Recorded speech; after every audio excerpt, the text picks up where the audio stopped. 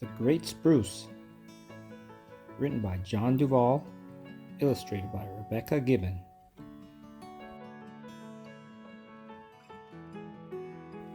Alec loved to climb trees. He climbed all the trees in town, the little apple trees, the wide willow trees, even the tall locust trees. But the tree he liked to climb the most was the Great Spruce. It was the most magical of all the trees, tall and strong and spreading ever upward. His grandpa told him many times the story of the year he transplanted the tree a long time before Alec was born. Digging carefully, he moved the little spruce from the shade of the forest floor to a sunny spot where the tree could stretch its arms and reach for the sky. Because his grandpa could no longer climb the tree himself, Alec would race to the very top and tell him about all he could see from up there. He imagined scouting from the crow's nest of an old ship, searching for pirates along the river that ran past the city to the sea. Each winter, Alec and his grandpa would decorate the tree. "Our tree likes lots of lights and tinsel," Grandpa told Alec. When they were done, their tree shone like a Christmas tree lighthouse.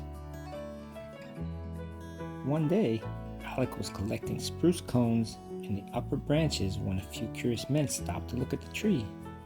One of the men knocked on Alec's front door. When Alec's parents appeared, the men asked if they could take the great spruce for the Christmas celebration in the city.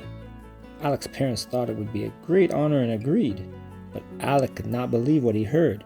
His tree would be gone forever. Days later, a crew arrived to remove the tree with a giant chainsaw. Everyone in town came to watch. The saw started up and it was terribly loud, but Alec was even louder when he screamed, "Stop!" The tall man turned off the saw. A breeze blew through the branches of the great spruce, whispering a sigh of relief. "You don't have to cut this tree down," Alec said. He was shaking and felt so many eyes on him, but when he found his grandpa's face in the crowd, he knew. "We can dig it up. You can borrow the tree instead." Alec's grandpa, with a smile as bright as any star, grabbed 2 shovels and handed one to Alec. Before long, everyone was digging, even the crew from the city. They began to dig a circle around the tree. When they finished digging, they wrapped the tree's huge root ball with burlap and big, thick rope. The city sent a tugboat with a mighty crane to lift the tree from the earth and hoist it onto the boat. The crew asked Alec if he'd like to join them on the voyage down the river to the city. "Can my grandpa come too?" Alec asked. And so they set off down the dark and beautiful river as the townspeople and his parents cheered from the dock.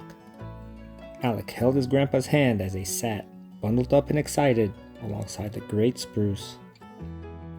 When the tugboat pulled up to the city dock, the crane placed the tree in the bed of a giant sleigh, which was waiting with a team of horses to take the great spruce on the last leg of its journey.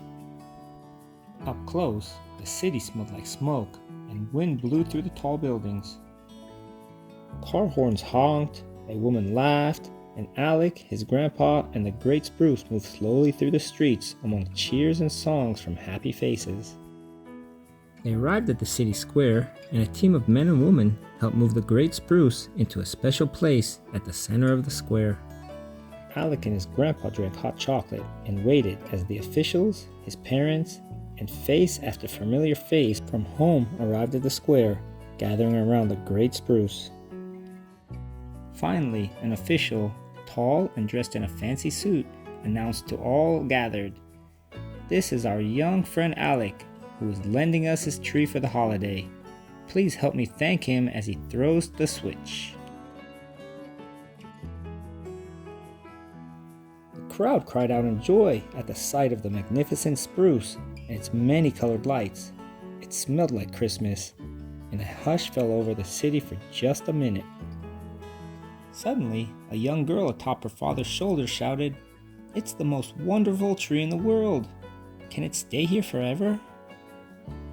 "We're just visiting," said Alec. "But here, take this cone. It has seeds inside. Plant them in good soil with lots of light, and don't forget to water them." After the holidays, the great spruce returned home to the earth. Alec gave it plenty of water, and by the spring, the big tree had grown even taller. Alec could see a bit farther down the river, and if he looked hard enough through his telescope, he could just make out the tiny sapling that took root in the big city square.